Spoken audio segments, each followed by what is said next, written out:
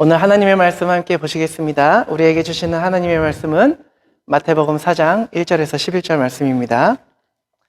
마태복음 4장 1절에서 11절 말씀 한 절씩 교독하시고 11절 합독 함께 했습니다. 그때 예수께서 성령에게 이끌려 마귀에게 시험을 받으러 광야로 가사 시험하는 자가 예수께 나와서 이르되 내가 만일 하나님의 아들이거든 명하여 이 돌들로 떡덩이가 되게 하라.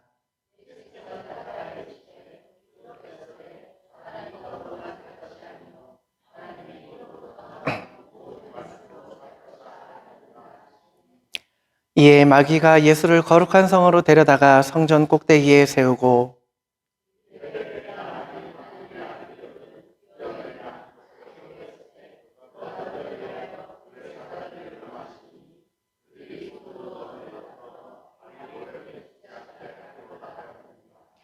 예수께서 이르시되 또 기록되었으되 주 너희 하나님을 시험하지 말라 하였으니라 하시니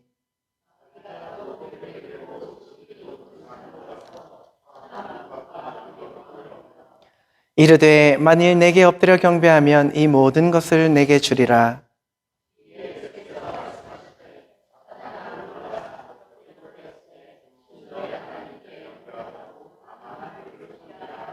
합독하시겠습니다. 이에 마귀는 예수를 떠나고 천사들이 나와서 수종을 드니라. 아멘. 여러분 금식 해보셨죠? 제가 제일 길게 한 게 7일 정도 되는데 이 금식을 하다 보면 고비가 올 때가 있더라고요. 금식을 하다 보면은 이제 첫째 날 저녁 당일 금식은 많이 해보셨겠지만 7일 정도 금식을 하게 되면 첫째 날, 또 셋째 날, 다섯째 날 이렇게 고비가 와요. 막 못 참겠고 이걸 어떻게 해야 되나 막 어떻게 할 수 없는 그런 상황까지 막 오거든요. 근데 그 고비를 넘기면 또 괜찮아져요.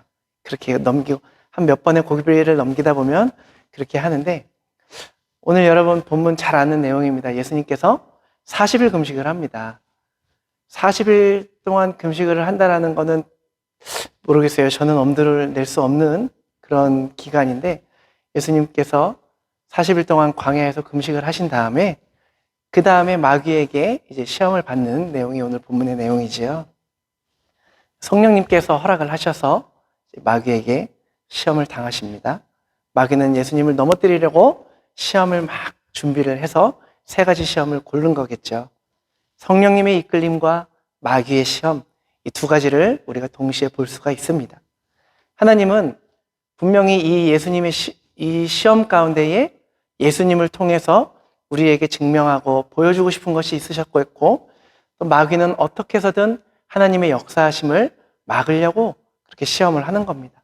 예수 그리스도의 일을 방해하려고 하는 겁니다. 우리는 오늘 이 예수님의 세 가지 시험을 통해 가지고 마귀가 언제 우리를 공격하는지, 무엇을 싫어하는지, 마귀가 어떠한 방법으로 공격을 하는지를 볼 수가 있습니다. 왜냐면요, 마귀가 이제 오늘 예수님을 시험하는 데에 얼마나 많이 준비를 했겠습니까?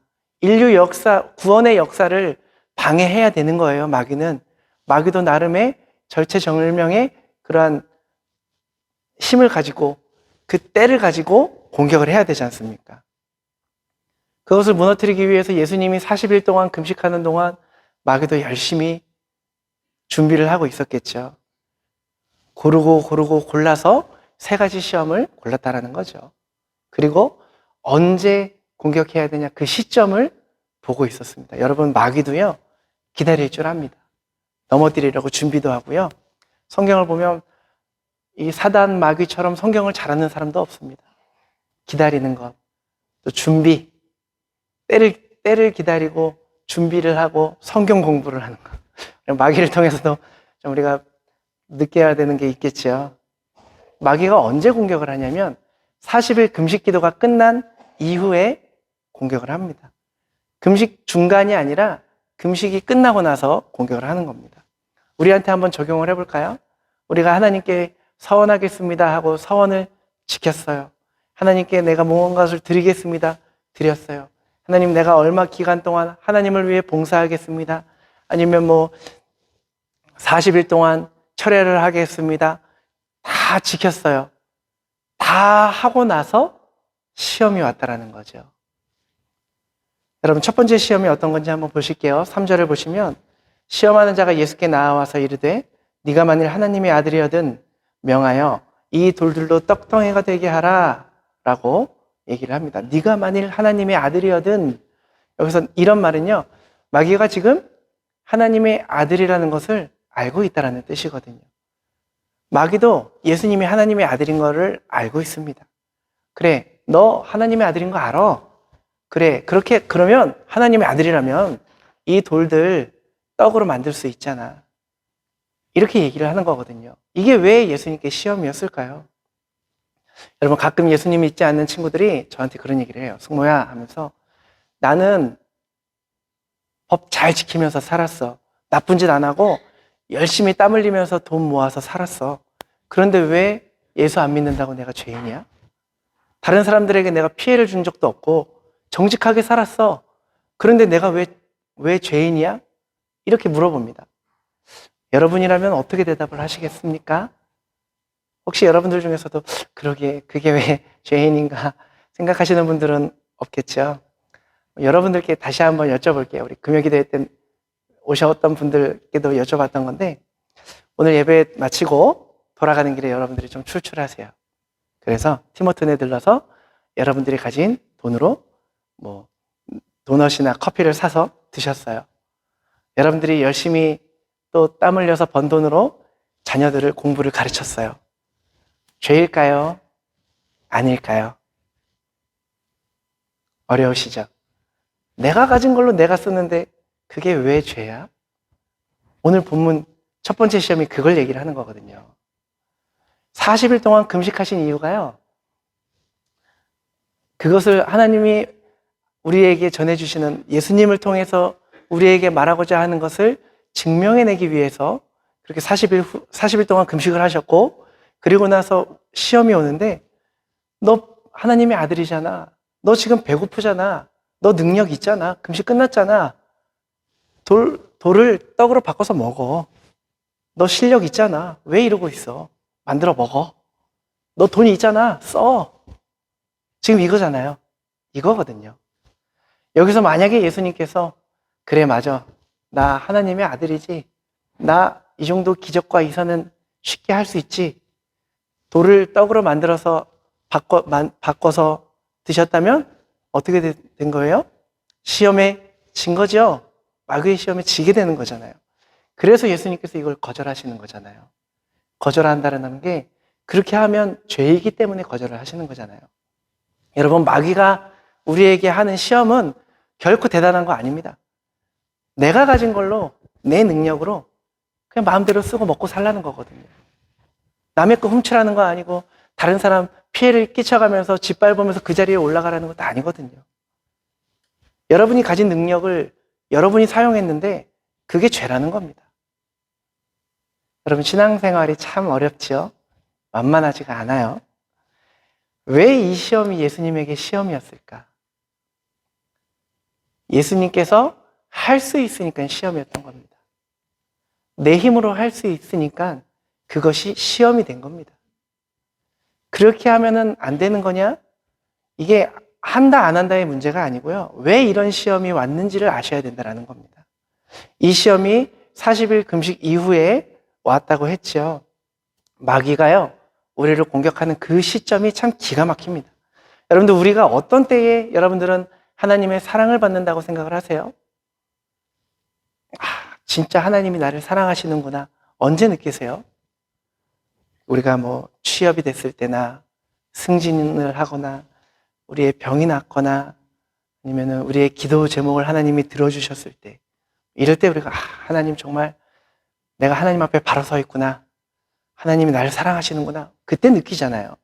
근데 반대로요, 여러분들이 영적으로 문제가 있다, 하나님과의 관계가 원활하지 못하다, 언제 이런 걸 느끼십니까? 자꾸 뭔가 하려는데 막히고, 일이 잘 안 풀리고, 문제가 자꾸 일어나고, 부부싸움을 하고, 뭐 사람과의 관계가 안 좋아지고. 여러분, 사실 이 부부싸움도요, 가만히 보시면요, 우리가 영적으로 하나님 앞에 온전히 서지 못할 때 두 사람 중에 한 사람이라도 하나님 앞에 온전히 서지 못할 때 영적으로 이게 맞지 않게 되면 부부싸움이 일어나게 되는 거거든요. 그럴 때에 내가 뭔가 하나님 앞에 잘못한 게 있나? 내가 하나님 앞에 죄를 뭔가 지었나? 돌아보게 되잖아요. 근데 여러분, 제가 놀라운 사실을 하나 말씀을 드리자면요. 마귀는요, 여러분들이 잘 되거나 망하거나 하는 데에 절대 관심 없습니다. 오히려요, 마귀는요, 우리 교회가 성장하는 것을 도와줄 수도 있어요. 여러분들을 성공시켜 줄 수도 있고요. 여러분들이 유명해지도록 열심히 뒷바라지를 해주기도 합니다. 왜 그러냐면요. 여러분들을 성공의 자리로 올려놓고 나서 넘어뜨리는 게 마귀에게는 더 효과적이거든요. 어느 정도의 자리에 올랐을 때에 꺾어버리는 게 마귀에게는 더 영향이 큰 거예요. 별로 유명하지 않은 목사, 별로 유명하지 않은 교회, 하나 무너진다고 세상에 어떠한 영향을 주겠습니까? 마귀는 예수님의 기도를 중간에 방해하지 않아요. 기도가 다 끝나고 그래 내가 이제 끝났다, 사역을 시작해야겠다라고 하는 그 시점에 그때 이제 시험을 합니다. 그 상황 시점을 잘 아셔야 된다는 겁니다.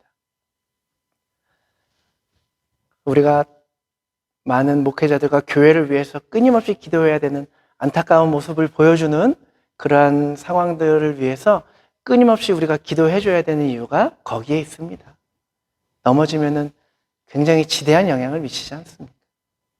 여러분, 만약에 우리가 금식 기도하다가 중간에 너무 힘들어서 포기를 했다고 해봐요. 그러면 우리가 뭐라고 합니까? 내가 연약하구나. 그래, 아직 나는 부족하구나. 그래서 시험에 들었지. 이렇게 말할 수 있죠. 근데 우리가 40일 금식 다 끝냈습니다. 열심히 봉사했습니다. 하나님과 함께 서원한 거 다 지켰어요. 드렸어요. 그러고 나서는 시험이 와요. 그리고 여러분, 어떤 마음이 듭니까? 내가 지금까지 했던 봉사는 무엇이었는가? 내가 하나님께 드렸던 건 뭔가? 내가 무엇을 위해 이렇게 기도를 했던 건가? 하나님 정말 살아계신가? 이런 마음이 드는 게 더 무섭다라는 거죠. 이런 상황이 더 무서운 거거든요. 마귀가 그래서 그 타이밍을 기다리고 있는 겁니다. 오늘도 이렇게 완벽하게 금식 끝내고 나서 굶주린 상황에서 너 하나님의 아들이잖아. 능력 있잖아. 너 힘 있잖아. 네 능력 써. 사용해. 근데 예수님께서 이렇게 사절에서 거절을 하십니다. 사람이 떡으로만 살 것이 아니요 하나님의 입으로부터 나오는 모든 말씀으로 살 것이다 라고 얘기를 하며 거절을 합니다. 이게 어떤 말이냐면요, 이런 말이에요. 우리 사람이 살아가는 목적은 먹는 데에 있는 게 아니다. 사람이 죽고 사는 문제도 먹는 데에 있는 게 아니다. 사람이 살아가는 것들은 내 힘에 달려있는 게 아니다. 오직 하나님께 달려있다. 이런 말을 하는 거거든요. 내가 예배드리는 이유, 내가 기도하는 이유, 내가 무엇을 바라보냐는 거예요. 우리가 여러분 예배드리는 이유가 뭡니까? 내 인생의 주인은 내가 아닙니다. 우리는 하나님의 주권 아래에 있습니다를 고백하면서 이 자리에 나오시는 거지 않습니까? 여러분 성경 보시잖아요. 왜 성경을 보십니까? 내 생각, 내 이론, 내가 살면서 겪었던, 내가 알게 됐던 그 지식, 그게 진리가 아닙니다. 하나님의 말씀이 진리입니다. 나는 그 진리를 붙잡고 삽니다. 그래서 우리가 성경을 읽는 겁니다. 여러분 왜 기도합니까? 이 땅에 살아가는 힘이 하나님께 달려 있습니다. 그래서 우리가 기도하는 거잖아요. 여러분 헌금도 마찬가지입니다. 헌금이 가지는 기본 틀이 뭐냐면요, 세상 사람들은 돈이 힘이고 돈 때문에 살아가지만, 그것을 붙잡고 살아가지만 나는 하나님이 나의 힘입니다. 나는 하나님 붙잡고 살아갑니다. 내가 감사한 마음으로, 기쁜 마음으로 하나님이 나에게 주신 것의 일부를 하나님이 살아계심을 인정하며 돌려드립니다. 우리의 삶의 주권이 하나님께 있다는 고백이지 않습니까? 그런데 마귀는 이런 것들을 다 네 거잖아, 너의 힘이잖아, 너의 능력이잖아, 다 우리의 의로 바꾸는 거예요. 너 열심히 땀 흘렸잖아, 열심히 일해서 너가 그동안 얼마나 고생했니, 그래서 여기까지 이루었잖아, 다 너 거잖아 라고 바꾸는 겁니다. 너가 번 돈으로 너가 하고 싶은 거 하는데 그게 왜 죄겠어? 라고 우리에게 얘기를 하는 겁니다. 성경은 오늘 내 거라고 생각하고 하는 것이 죄라고 얘기를 하는 거예요. 내 힘이다라고 생각하는 것을 죄라고 얘기를 하는 겁니다. 나에게 있는 것이 내 힘이고 내 능력이고 그렇게 생각하는 게 죄라는 거예요. 내 돈이 어디 있습니까? 내 건강이 어디 있고 내 달란트가 어디 있습니까? 다 하나님이 주신 거잖아요. 근데 어떻게 다 이것을 내 거라고 얘기를 하겠습니까? 제가 자녀를 키우면서 정말 느꼈던 것은 나는 나 혼자 큰 게 아니구나. 저는 결혼 전까지 제가 잘나서 잘 커왔다라고 생각을 했거든요. 자녀를 키우다 보니까 내 자녀가 그렇게 생각하면 너무 속상할 것 같은 거예요. 얼마나 얘를 지금까지 3년, 5년을 키우는데 어떻게 이래? 아프리카 민족에는 이러한 속담이 있대요. 한 아이를 키우려면 한 부족이 필요하다라는 속담이 있답니다. 그만큼 한 아이가 커가는데 그렇게 많은 노력과 정성이 필요하다라는 거죠. 하나님도 우리 한 영혼 한 영혼을 키워나가시는데 말씀으로 때론 상황으로 기도의 자리에 오게 하고 여러분을 눈물로 씨를 뿌리게 하고 기쁨으로 찬양을 드리게 하면서 이 자리에 이렇게까지 오셨단 말이죠. 그런데 내가 지금까지 얼마나 내가 이 자리에 오르기까지 내가 노력했는데라고 하면 하나님이 얼마나 속상하시겠어요. 자기 아들을 십자가에 못 박은 하나님이 얼마나 마음이 아프시겠습니까? 오늘 첫 번째 시험이 이걸 얘기하고 있는 겁니다. 그것을 생각하시길 바랍니다. 첫 번째 시험이 끝나자마자 사단이 두 번째 시험으로 데려갑니다. 그러면서 5절, 6절 예수를 거룩한 성으로 데려다가 성전 꼭대기에 세우고 네가 만일 하나님의 아들이거든 뛰어내려라 라고 얘기를 합니다. 자, 여기서도 첫 번째 시험과 같은 말이 있죠. 너가 만일 하나님의 아들이거든 하면서 가정법을 쓰시죠. 자꾸 너가 하나님의 아들이거든, 하나님의 아들이라는 부분을 건들고 있습니다.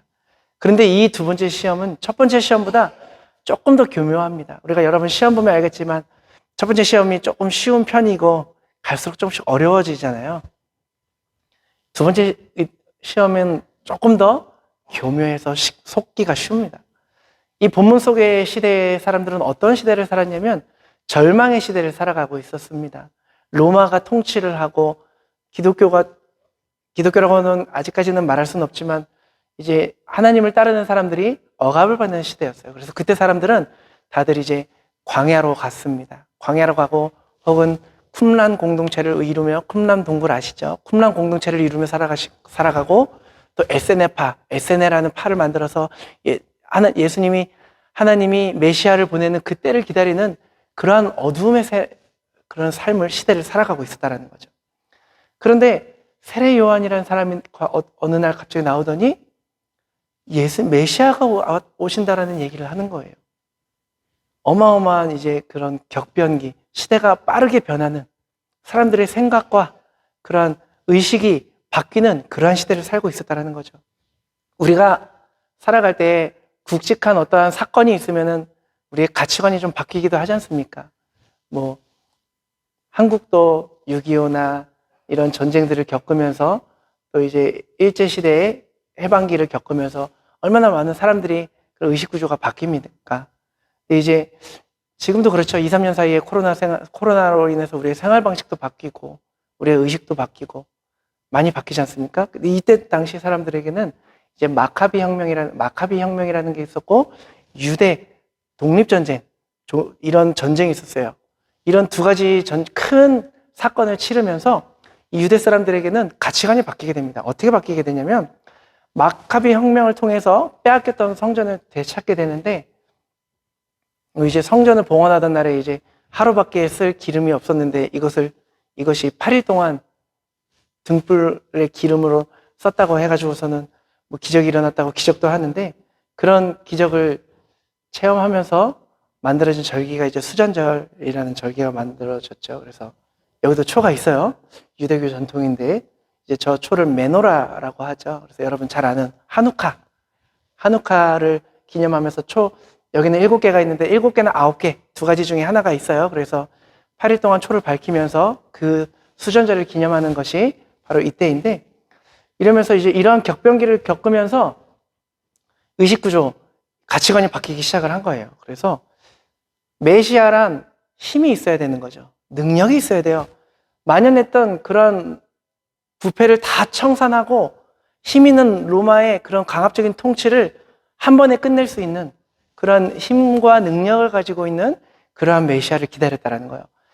제자들도, 그래서 12제자들도 끝까지 예수님이 성에 들어갈 때까지도 누가 높은 자냐, 힘 있는 메시아가 자리에 앉으면 누가 높은 자리에 앉을 거냐로 싸웠잖아요. 그렇게 제자들까지도 그렇게 잘못된 사고방식을 가지고 잘못된 가치관을 가지고 있었다라는 거죠. 근데 메시아라고 왔어요. 왔는데 이분이 어때요? 너무나도 무기력한 모습으로 십자가에 달려서 죽게 됩니다. 오늘 이 두 번째 시험은요, 바로 이러한 가치관을 가지고 있던 사람들, 이 잘못된 메시아에 대한 이상향을 가지고 있던 그런 사람들의 사고방식과 맞닥뜨리게 되는 겁니다. 뛰어내려봐라. 이것을 우리식으로 얘기하면 뭐냐면요, 기독교를 능력의 종교, 힘 있는 종교로 만들라라는 거거든요. 여러분, 이 십자가에서 뛰어내려서 못을 부러뜨리고 로마 군인들의 창을 빼앗고 그 높은 로마 황제를 내려앉고 그 자리에 앉아서 이제부터 우리의 국교는 기독교다. 얼마나 쉬운 방법입니까? 그런 힘과 능력이 있는 메시아. 그런데 그런 방법은 하나님께서 원하시는 구원의 방법이 아니었다라는 겁니다. 7절에서 예수님께서 이렇게 말씀을 하시죠. 또 기록되었으되 주 너희 하나님을 시험하지 말라라고 얘기를 합니다. 여기서 시험하지 말라라는 것은 굉장히 중요합니다. 왜냐면요, 내가 하나님이 계신가 안 계신가를 의심하고 뛰어내리는 것 자체가 하나님을 의심한다라는 거잖아요. 여러분, 커플이 있어요. 부부가 있어요. 내가 상대방을 정말 신뢰한다면 테스트 해볼까요? 안 하겠죠. 신뢰하기 때문에 테스트한다? 이거는 좀 잘못됐잖아요. 잘못된 표현이잖아요. 마귀가 우리를 공격하는 그 대부분은요, 돈의 문제, 삶의 문제라고 표면적으로는 보이지만요, 표면적으로는 우리가 돈 걱정하고 어떻게 사나 걱정하지만 그 속으로 들어가면요, 하나님을 신뢰하지 못하게 만들고 하나님을 근거로 살지 못하게 하고 내 능력으로 좀 열심히 돈 벌어서 살라고 만들어 오는 거거든요. 끊임없이 하나님을 의심하도록 우리를 공격하는 거거든요. 뭐 내 안에 사랑이 없는데, 내 안에 믿음이 없는데, 내가 잘 믿고 있는 거 맞나? 이렇게 믿어서 뭐 하나? 계속 끊임없이 우리를 공격하는 거예요. 우리를 흔들리도록 하는 게 사단의 시험이라는 겁니다. 아담과 하와에게도 첫 번째로 사단이 인류에게 했던 첫 번째 시험이 그거잖아요. 선악을 알게 하는 나무, 너 정말 이거 먹으면 죽는데? 하나님이 죽는다고 말해? 그랬더니 하와가 넘어갔죠. 정녕 죽을까 하노라. 죽을 수도 있대. 하나님께서는 반드시 죽을 거야 라고 했지만 의심하고 흔들리니까 시험에 무너지고 하나님과 멀어지게 되는 거지 않습니까? 하나님의 명령, 하나님의 말씀하시는 거, 하나님이 하시는 일에 대해서 끊임없이 의심하게 하는 것이 이 사단의 역할이라는 거죠. 이것을 통해서 마귀가 원하는 게 뭘까? 하나님의 사람으로 살아가지 못하게 하는 것. 바로 이것이 마귀가 원하는 거라는 겁니다. 하나님과 등 돌리고 세상에 속한 채 살아가는 것. 이것을 마귀는 끊임없이 우리에게 던져주고 있다는 겁니다. 여러분, 우리가 신앙의 삶을 산다는 게 뭐냐면요, 내 인생이 송두리째 흔들릴 때에 그런 일이 있을 때까지도 하나님이 나의 아버지시고 나의 창조주시다라는 것을 우리가 믿고 고백하고 그 고백과 그 믿음을 매일매일 확인해 나가는 삶이 바로 우리의 신앙생활의 삶이거든요. 결국 이 시험을 통해서 예수님이 각각의 시험을 통해서 고백하는 것, 드러내는 것이 뭐냐면 하나님의 아들로서 성령의 인도를 따르며 사는 모습을 우리에게 보여주시는 겁니다. 오늘도 우리가 찬송가 불렀잖아요. 힘있게 박수치며 불렀잖아요. 성령이 계시네. 좁은 길을 따르며 항상 우리가 기뻐할 수 있는 것이 주의 영이 함께함이라. 아멘. 아멘이시죠? 성령이 우리와 함께할 때에 그 길 갈 수 있다는 겁니다. 네. 기쁨을 주시는 하나님께 영광 돌립니다. 시험의 장면마다 예수님께서요, 계속되는 그 사탄의 교묘하고 그 집요한 그 시험을 뭘로 이겨나가냐면요, 기록되었으되, 또 기록되었으되, 말씀으로 이겨나가는 겁니다. 하나님의 말씀으로 이겨나갑니다. 결국 나는 하나님 아버지의 그 말씀 아래에 그 말씀 의지하며 살아가는 존재라는 겁니다. 그것을 우리에게 보여주고 있는 겁니다. 단순히 예수님께서 시험을 이기셨다. 이것이 중요한 게 아니라 이 모습을 통해서 우리가 어떻게 살아가야 되나를 봐야 된다는 거거든요. 우리의 삶이 평탄할 때는 우리의 진짜 신앙이 드러나지 않아요. 좋은 일이 있을 때 누구나 찬양할 수 있고 누구나 감사할 수 있죠. 너 이래도 감사할 수 있어? 너 이래도? 그러한 상황까지 갔을 때에 우리의 진짜 신앙이 나오는 겁니다. 하나님의 언약을 믿는다면 흔들리지 마시기 바랍니다. 흔들리지 마세요. 옆 사람 보면 함께 인사해 볼까요? 흔들리지 맙시다. 하나님의 말씀을 의지하며 흔들리지 않고 하나님을 바라보며 나아가시기를 축복합니다. 우리 마지막으로 세 번째 시험 보실게요. 8절, 9절입니다. 마귀가 또 그를 데리고 지극히 높은 산으로 가서 천하만국과 그 영광을 보며 이르되 만일 내게 엎드려 경배하면 이 모든 것을 너에게 주리라 라고 얘기를 합니다. 만일 내게 엎드려 경배하면, 여기도 이제 만일이 나옵니다. 첫 번째 시험과 두 번째 시험에도 만일이 나왔죠. 다 똑같은 만일인데 의미가 좀 달라요. 이 세 번째에는 의미가 좀 다르게 쓰입니다.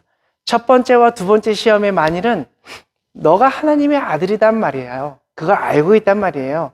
근데 세 번째에서는 만일 나에게 경배하면 이라고 얘기를 하고 있죠. 사실을 얘기하는 게 아닙니다. 첫 번째 시험, 두 번째 시험에서 사실적인 근거를 얘기를 하면서 세 번째 시험까지 끌고 가서 이걸 사실적으로 갖고 가는 거예요. 너는 나에게 경배할 건데 경배해, 절해, 내가 다 줄게 라고 얘기를 하는 겁니다. 두 번째 시험보다 조금 더 교묘해졌죠. 너 하나님의 아들 맞으니까 나에게 절하면 천하만국을 줄게 라고 얘기를 하고 있는 거거든요.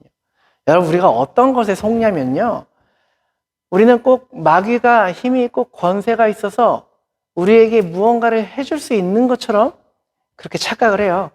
물론 마귀도 권세가 있어요. 공중에 권세 잡은 자라고 얘기를 하잖아요. 그런데 그것 또한 하나님께서 허락하셔서 하나님의 주권 아래에 있는 거거든요. 그런데 마귀가 이거를 노리는 거예요. 이것을 노리고 마귀가 주겠다라는 그 천하만국과 그 영광이라는 게 뭐냐면, 그때 당시에는 당시 그 세계를 제패하고 지배하던 로마 제국과 그 로마 제국의 영광을 다 주겠다라는 거예요. 로마 황제가 된다고 생각을 해보세요. 너 나한테 절해봐. 로마 황제 되게 해줄게. 너 귀족 되게 해줄게. 뭐 성 하나 줄게. 많은 사람들이 생각하던 힘 있는 그런 메시아의 모습이 될 수 있지 않겠습니까? 우리식으로 표현하면 여러분 이런 거예요. 사단이 와서 나에게 절해봐. 세상을 쥐락펴락할 만한 돈과 권력을 줄게. 서드버리 시장 되게 해줄게. 이렇게 얘기를 하는 겁니다. 여러분, 상상만으로도 얼마나 좋습니까? 눈 한번 딱 감고 딱 한번 엎드려서 경배하면 주겠다라는 거예요. 여러분 생각해 보세요. 내가 서드버리 시장이에요. 우리 서드버리 시는 주일날 모든 가게가 쉽니다. 다 교회 나가셔야 됩니다. 얼마나 영향력 있는, 거의 뭐 구세주라고 불릴 만한 그러한 힘을 가지고 있는 그런 사람이 될 수 있겠죠. 여러분, 예수님이 이 땅에 왜 오셨습니까? 예수님이 이 땅에 오신 이유가 뭡니까? 이제 곧 있으면 성탄절이 오는데 마귀에게 빼앗겼던 세상을 하나님께서 다시 회복시키시기 위해서, 다시 한번 소망을 우리에게 주시기 위해서 예수님을 보내셨습니다. 그게 목적이거든요. 근데 예수님이 오신 목적이, 예수님께서 십자가에서 그 모진 고난과 피 흘림의 고통을 당하지 않고 절 한 번으로 그것을 가질 수 있다, 똑같은 일을 할 수 있다고 생각한다면 여러분, 안 할 이유가 있겠습니까? 오늘도 여러분들, 마귀는요, 여러분들에게, 우리들에게 고난 없는 영광을 유혹하고 있습니다. 일확천금의 유혹으로 우리를 자꾸 넘어뜨리고 있습니다. 얼마나 많은 사람들이 양심을 덮고 또 조금의 편안함을 위해서 그렇게 굴복을 하고 넘어집니까? 우리가 이 세 번째 시험을 기억하셔야 됩니다. 그래서 예수님께서는 세 번째 시험을 어떻게 이기셨냐면 10절을 보니까 사탄아 물러가라 기록되었으되, 말씀으로 너희 하나님께 경배하고 다만 그를 섬기라 라고 얘기를 합니다. 우리가 조금만 고개 돌리고 조금만 눈 감고 외면하면 쉬운 길 갈 수 있는데, 하나님만 경배하겠다, 어려운 길 가겠다라는 겁니다. 세 번째 시험의 본질은 우리가 어떻게 하나님의 자녀로 살아가는가, 하나님의 자녀로 살아갈 때에 우리에게 오는 고난이 무엇인가에 대해서 보여주고 있는 겁니다. 우리는 신분적으로는 하나님의 자녀가 되었는데 삶의 방식을 보면 하나님과 맞먹으려는 속성을 가지고 있어요. 쉽게 하나님처럼 되고 싶어하는 마음이 있다는 거예요. 그 속성이 뭡니까? 마귀의 속성, 죄의 속성, 하나님과 같아지려는 겁니다. 끊임없이 성경에서는 하나님과 같아지려는 사람들 때문에 하나님께서 벌을 내리시거나 또 사람들을 치시거나 하지 않습니까?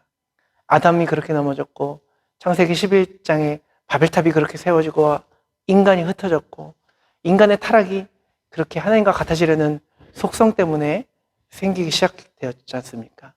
아담 이후로 이 세상을 살아가는 사람들에게는 끊임없이 이런 마귀의 시험이 있습니다. 근데 우리는 그러한 시험을 말씀으로, 하나님의 말씀으로 이겨내야 할 줄로 믿습니다. 오늘 본문은 아까도 말씀드렸다시피 어떻게 우리가 이 땅을 살아가야 되느냐, 오늘 제목처럼 어떻게 우리가 하나님의 자녀로 살아갈 때에 어떠한 방식과 어떠한 생각과 어떠한 가치관을 갖고 살아가야 되냐를 보여주고 있는 겁니다.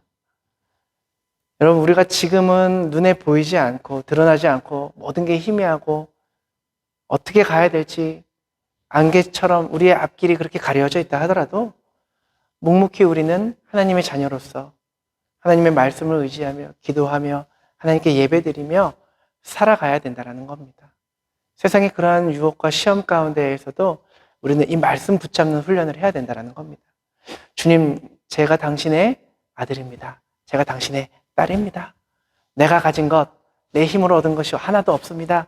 다 하나님께서 나에게 허락하신 것입니다. 당신의 것입니다. 오늘 이 약속과 이 말씀이 또다시 우리가 한 주를 살아내야 되는 모든 우리 서드버리 한인교회 성도님들과 이곳에 모이신 모든 분들에게 힘을 주고 용기를 주고 말씀으로 새롭게 하는 그러한 담대함으로 시험을 이길 수 있게 되는 그러한 하나님의 말씀이 되기를 주님의 이름으로 축복합니다. 우리 함께 기도하시겠습니다. 기도하시기 전에 찬양하면 좋겠어요.